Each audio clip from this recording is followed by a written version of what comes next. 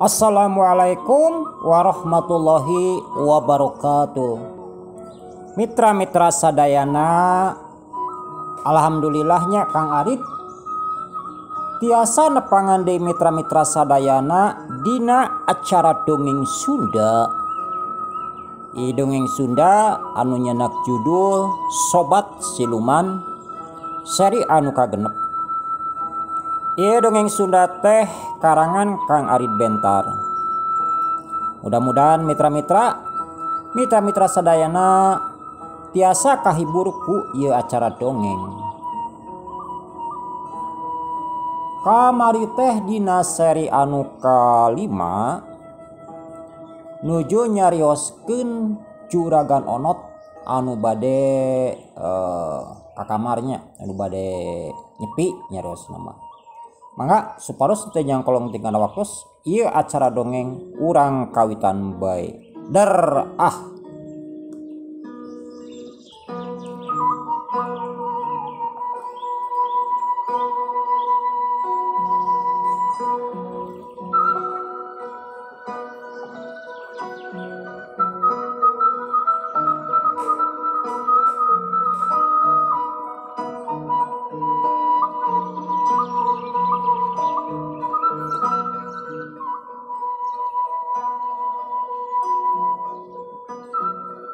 Da emang lamun Juragan Onot geus asup ka kamarna, eta imah sok ngadak-ngadak geuman jeung sok loba sora-sora anu araraneh. Mimitina mah neng uning teh sieun, tapi ayeuna mah teu pati sieun teuing meureun ku geus mineng. Sup Juragan Onot ka jero kamarna terus sila anekak hareupeun parukuyan sasajan meuni sanyiru gede paledog nyan mimiti dibeulem meuni mulek minuhan eta kamar. Pok Juragan Onot mimiti mapatkeun elmuna, nyaeta elmu jangjawokan, elmu pangembat, paragi kasiluman. Sirahna tungkul meuni husu pisan.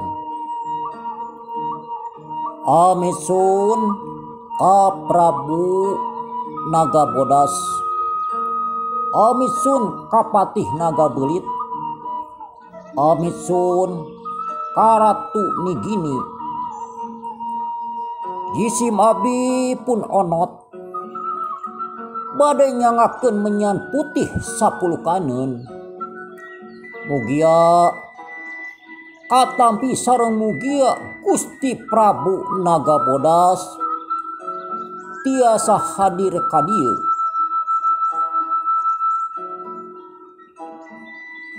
Sareng mudah-mudahan Gusti Prabu tiasa ngabantos jisim abdi pun Onot, tiasa nambihan deui harta anu langkung ti kieu seueur tur lubak-libukna.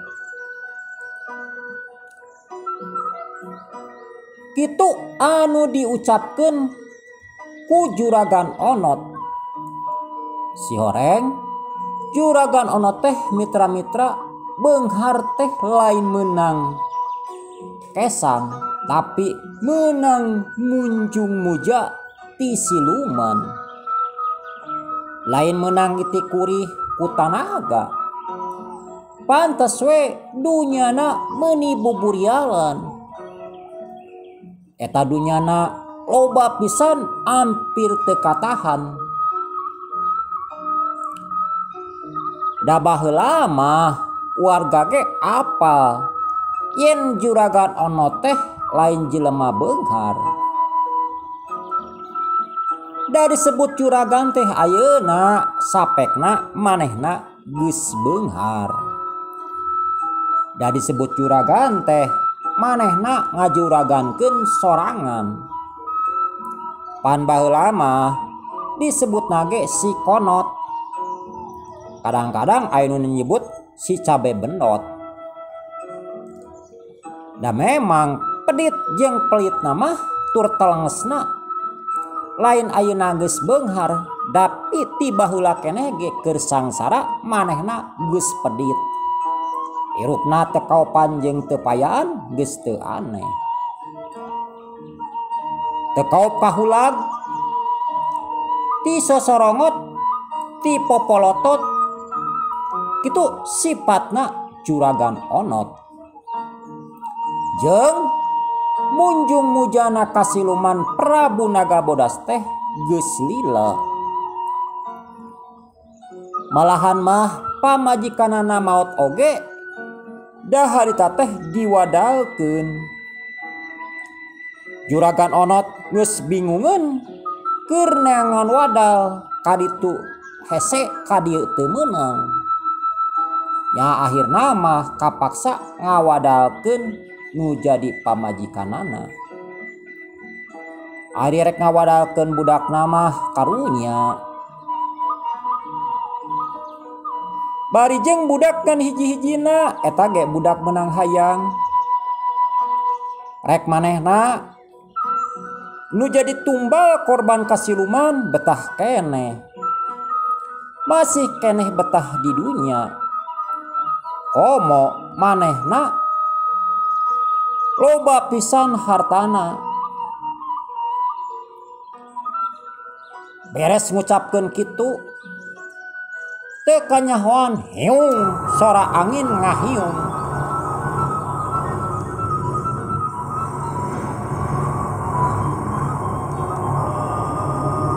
Bari dituturkeun ku sora-sora anu cing carkikik. Sora anjing babaung pikasieun. Angin nu ngagelebuk dibarengan ku sora anjing cing carihil cing cungungung. Atuh di kampung buhun teh ngadak-ngadak jadi keeng, jadi geuman. Sieuna lain di kieu lain nataku. Keuna kanu beurangan mah atuh nyara rumput we. Da teu kuat ku ngadenge anjing babaung ti kajauhan bari sora angin nu ngagelebuk. Teu kanyahoan ti samemehna. Cileg di hareupeun juragan onot aya anu ngablegbeg cileg ngawujud jadi hiji makhluk. Kaluhurna make mahkota teh mahkota raja. Awakna buntutan siga buntut orai. Ari beheungna ngelel, ari retahna lelelan. Kulitna pinuh ku sisit, matak pi kagilaeun. Si horeng eta teh anu ngaran Prabu Nagabodas cakakak. Prabu Nagabodas seuri nyakakak.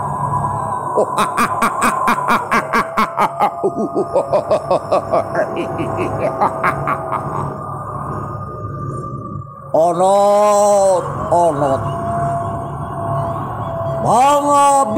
pangabakti maneh ku kaula ditarima.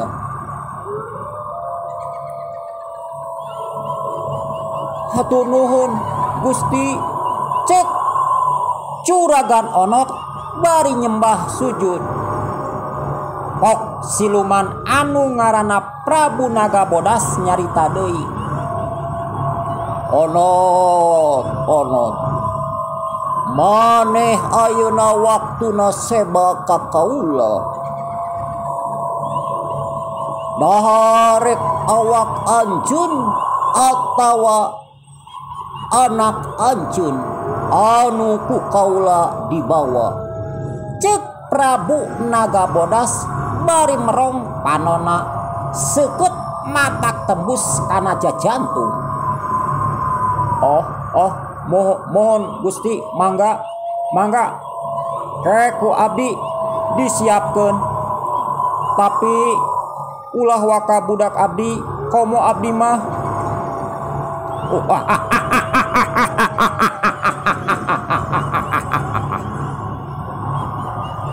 bau onot ku kaula ditungguan nepikeun ka isukan. Lamun isukan eueuh anak anjeun ku kaula bakal dibawa. Atuh anu saterusna eta jirim teh leungit bareng jeung leungitna sora angin.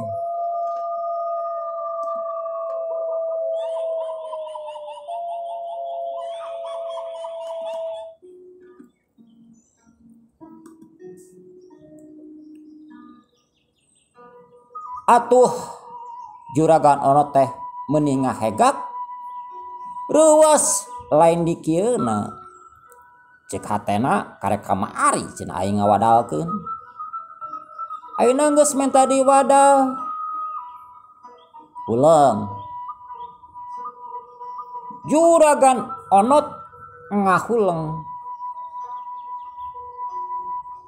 mikir saha anu kudu dijieun wadal. Otakna mikir bari awakna ngahegak. Napasna naik turun kesangna ngagarajag siga nu geus leumpang jauh. Teu kitu kumaha? Ngaranna janji jeung siluman geus moal bisa dipungpang deui. Antara dua pilihan, ngawadalkeun atawa manehna dijieun wadal ku siluman oray.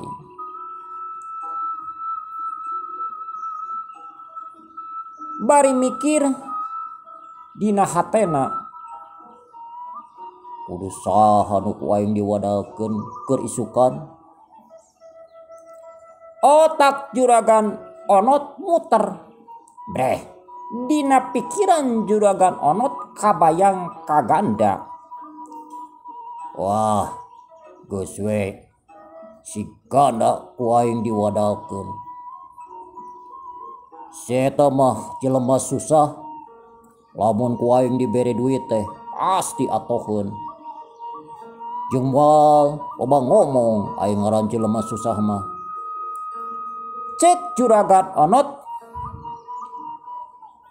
bari nyokot duit sabenggol. Oh, mitra-mitra, sabenggol zaman harita lain duit leutik-leutik. Duit sabenggol cukup atuh keur balanja 5 bulaneun keur mangsa harita.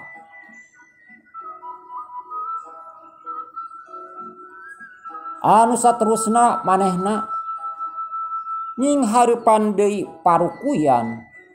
Padu menyandi beuleum deui pok manehna nyarita. Amisun ka Prabu Nagabodas, isim abdi pun onot, seja seba bade seba anu namina si ganda ti lembur buhun.